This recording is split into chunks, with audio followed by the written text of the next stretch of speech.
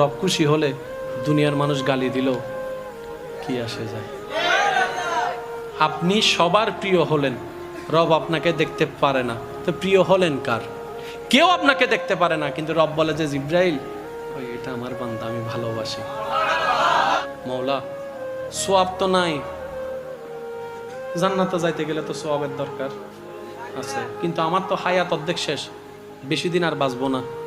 কারণ আগের মানুষ 70, 80, 90 বছর বাঁচত, এখন 40, 45, 50, 60-এর মধ্যে সবাই চলে যাচ্ছে।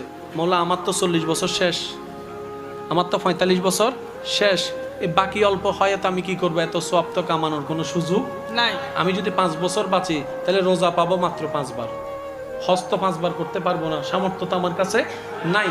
ও মওলা, কত কাজের কারণে তো নামাজ ছুটে যাচ্ছে, ইচ্ছাই অনিচ্ছাই। মওলা আমি এতগুলো সওয়াব কিভাবে কামাবো? রব বলে যে মালিক আমি আসি তো। সুবহানাল্লাহ।